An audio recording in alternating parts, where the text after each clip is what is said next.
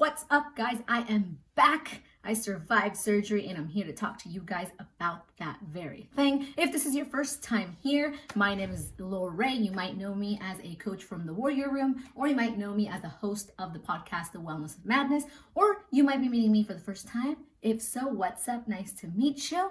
And today we're going to talk about gallbladder / ovarian cyst removal surgery, which I had on November 23rd. So let's do this. Here is a picture of the very first couple of hours after surgery. I'm extremely swollen. I can't even tell that that's my midsection. And that bandage in the belly button is bigger because it was the biggest incision. In total, I had 7 incisions.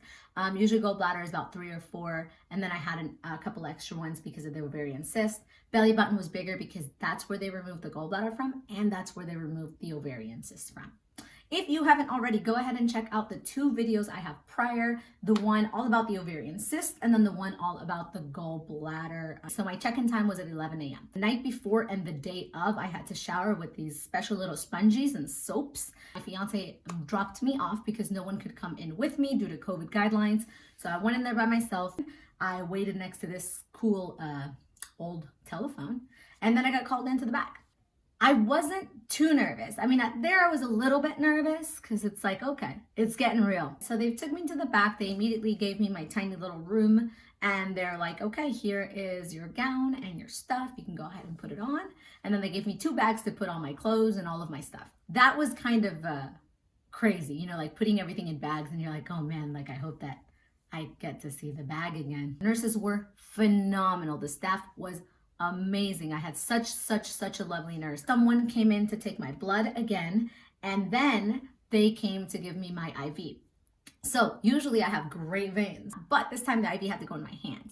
And I have really thin veins in my hand. So this was honestly pretty much the most painful part because she put it in and then the vein exploded, which I guess is not as bad as it sounds, but it sounded rather scary and it hurt. It just burned. My whole hand burnt. So then I just had to wait. So my surgery was scheduled for noon or 12:45 or so. I had an emergency surgery, so I was going to be a little bit behind and they were going to look at about 3 p.m. I had both of my surgeons come in. I had my gynecologist surgeon come in and she went ahead and just marked me where the cyst was, and then also if I have any questions, and just kind of went through the whole thing again. And then I had my general surgeon come in for gallbladder, same thing, just if I had any questions or anything that I wanted to ask him. And then I also had the anesthesiologist come in, same thing, they ask you a couple of questions. I was more concerned about my Tourette's and my psychogenic seizures. There was a possibility of me having a tic attack. He made me feel so much better. He was like, you're healthy. It's going to be a walk in the park. He said, I promise. That promise felt good. So I was ready to roll. And then all of a sudden they appeared, another anesthesiologist and a nurse, and they were like, it's go time. I was not nervous at all. At this point, I was ready to go. They started moving my bed. I still remember cracking some jokes. I remember them wheeling me into this room with like a lot of monitors, and that's all I remember. I was out. Second part of the surgery, I wake up from the anesthesia.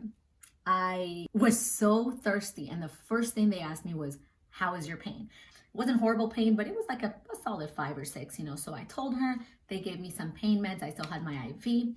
She gave me an apple juice. Down that, AJ. Asked for another one, had 2 boxes of apple juice right off the bat, 0 nausea. I was super lucky because I had no nausea at all post-surgery. And then she said, hey, let's try to go to the restroom and then I'm going to call your family to pick you up. And I was like, wait, are you sure? Like, is it time for me to go? Like, I've only been here 15 minutes. And she's like, no, you've been here in recovery for 2 hours. So I had no recollection of being there for 2 hours. I was passed out. So she takes me to the restroom because they're not going to let you go unless you pee. It's very important that you're able to empty your bladder. She checked my incisions. She gave me some extra bandages for the belly button one, which was my biggest incision. So it was a little, They said, okay, I'm going to call your family. They wheeled me out. My mom and my fiance were ready for me there and on the way home. Third part of the surgery, coming home. I so advise you guys to have a pillow on the way home. The car ride was a little bumpy. I did ask several times if I was speaking in Spanish or in English because my mind was just unaware what language I was using. They helped me change into my jammies. I had some soup that my fiance had made the day before, which was amazing. And I had some crackers with it, zero nausea. I was actually pretty hungry. And then I just laid down and slept a lot. The first night was rough. There is definitely, pain and discomfort. The gas pains do start kicking in, and those are no joke. So I was really scared about these gas pains, mainly because people had said that it was really painful. I was so scared of having tics and the gas pains and everything together. These gas pains are due to the gas that they pump in you when they're gonna go into surgery. They need to make sure you're nice and puffed up so they can see everything and they can move around. So they do remove a lot of that gas, but still some bubbles still remain, and they usually come up and lodge in your shoulders and neck. It was definitely uncomfortable, it was painful, but you definitely can deal with it. So the best thing that you can do is move around. That doesn't mean overdo it, but it definitely means get up, take a couple of steps, lay back down maybe for an hour. That's what's gonna move the gas around. That's what's gonna bring it down and out. Gas X is very helpful for bloating and for gas that's in your intestines, but that specific gas is not in your intestines. So Gas X isn't really gonna help. I took Norcos only for 2 days, and then I went on to my OTCs. Only you know your body. I was really stubborn. I was like, I don't wanna take Norcos. I wanna be off them in 1 day. And then I realized, hey, I was in pain. And if my body's in pain, it's not gonna recover well. It's not gonna start healing. I was really lucky that my first BM the second day. That's a big deal. If you're having surgery, you want to poop. So they gave me stool softeners, and I was taking Miralax and everything, but it went well. I didn't have to strain. It wasn't painful at all. So lucky. As days went by, I wrote everything down. I wrote down what meds I was taking at what time, what food I was eating, and how I was feeling. And I got my period on Saturday. So I was really nervous about this, especially with the ovarian cyst. I was really nervous that it was going to be painful. It was a little painful, but not too bad at all. It was different. It was different kind of bleeding. It was really bright. And I did contact my gynecologist, and she said it was going to be normal. And they sliced my ovary to take out the cyst. Like, ouch, right? And great news, I was able to keep my ovary, which I was really nervous about because there was a big possibility that they would have to remove the ovary. Food. Let's talk about food. I wanted to make sure to stay on some bland food and maybe not solids right away. But I actually kind of went into the food a little faster than I thought my body was going to be okay with. I had bland soups the first day. When I got home from surgery, I had soup. The next day I had turkey and egg white sandwich. So it was the first time I was gonna have egg whites since 2 months. Super well. Third day I had oatmeal and raisins again, and that was actually Thanksgiving. I had a little bit of chicken, I had a little bit of pita, I had a little bit of potatoes and yams. Super fine. Again, I wasn't eating a feast, that was me eating small amounts, but it went really well. In my first week, I ended up having about 30 grams of fat. No problem. Now, I was having 10 grams prior to the surgery, and 10 grams was all I could do. Of course, I stayed with a lot of veggies, nothing processed, nothing greasy, and I stuck with good fats. Right now, I'm eating really well, pretty much normal again. Today I had a morning bagel with avocado and tomato and a little bit of lemon pepper on it and some spinach. Fantastic. I've had eggs, I've had yogurt, I've had kombucha. Everything is going really well. So the reason I waited until now, which I am officially on my 3rd week, is that I really wanted to let my body heal. Honestly, the first couple of weeks, that's all you can do. I wanted to get up and running. After the first week, I felt so good. I was like, sweet, I'm gonna start doing more things, and I felt it. I overdid it.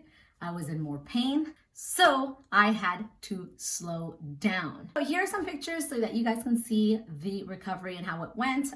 This is again day 1, a couple hours right after recovery. 1 week out, I have 2nd week out and the 3rd week out, and I'm gonna show you right now exactly what it looks like. So there we go. Look at that. So I'm still really swollen, especially on top here.